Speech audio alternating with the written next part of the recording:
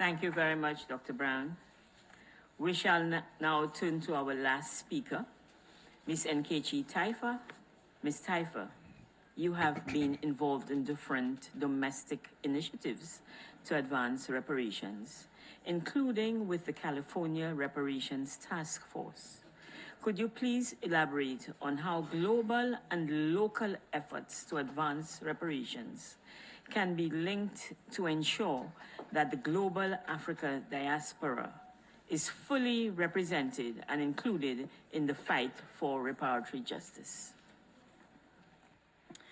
Honorable Chair Kimani, Dr. June Sumer, esteemed colleagues of the African Union and CARICOM, and everyone assembled here, I am attorney Nkechi Taifa, and it is a profound honor to speak before you today as a representative of the vibrant civil society community of the African diaspora.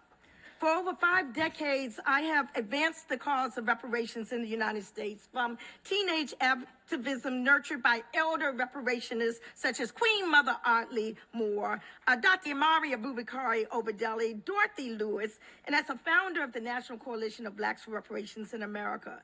Today, I am part of the escalating movement for reparations in the United States, which is abounding with state and local reparations commissions and task forces, legacy and 21st century Black-led reparations groups, descendant initiatives, academic and religious acknowledgments, allies, and growing legal, corporate, and philanthropic support. I am enthused that the reparations whisper has now become a roar.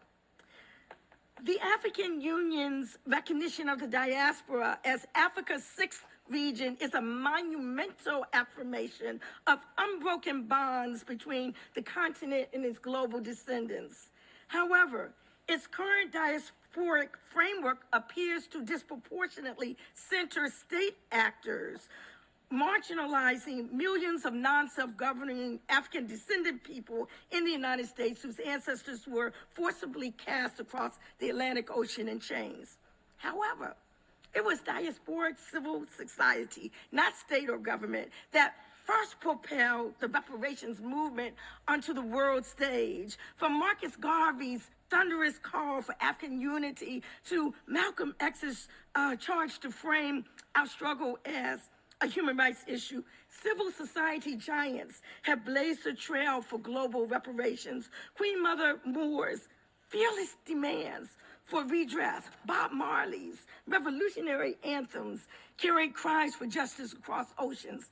These visionaries proved that it was not government, but the unstoppable fire of the people that ignited the global movement for reparations. And it is that fire that still burns today as we stand on their shoulders, determined to ensure that civil society has a respected voice at the table. Thus, as we envision reparatory justice globally, the African diaspora must not be seen to be limited to state actors. The sixth region must robustly include civil society, those communities around the world whose voices have too often been sidelined or erased. And the African Union must explicitly and unambiguously acknowledge African Americans, Afro-descendants, New Africans, whatever the term is that is finally agreed upon, i.e. the progeny of those who endured these atrocities as integral members of Africa's sixth region. In this permanent form, must and can continue to be a space where civil society and government meet as equals, helping to shape, not shadow, global reparations agendas. In my written statement, I speak of the power of words, language, and the importance of evolving new narratives and terminologies respecting the experiences of Africa and its global diaspora at drafting tables. As the brilliant Audre Lorde so powerfully reminds us, the master's tools will never dismantle the master's house.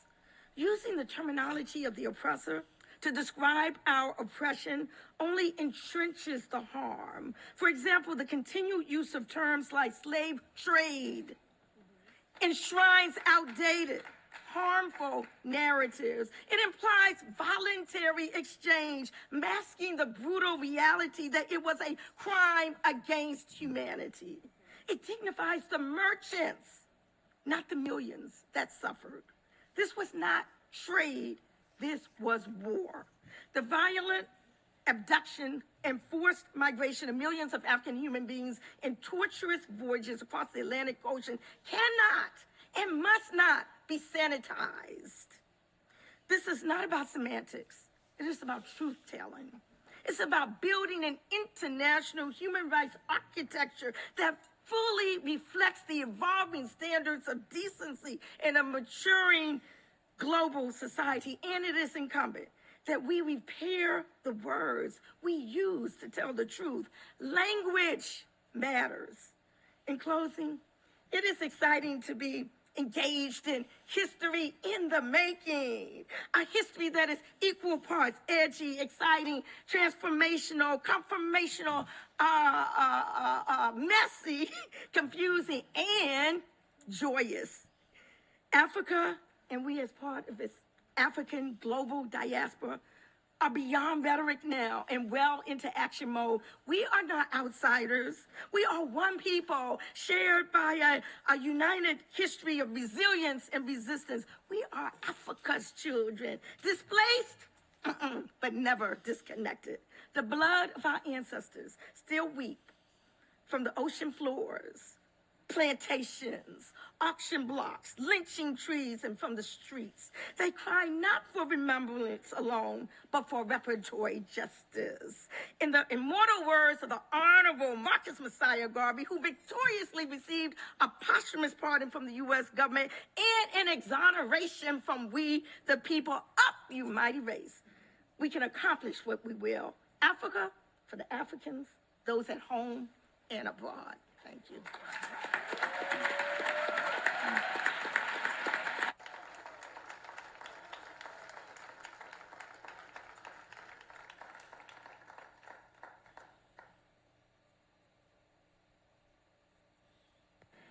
Thank you very much,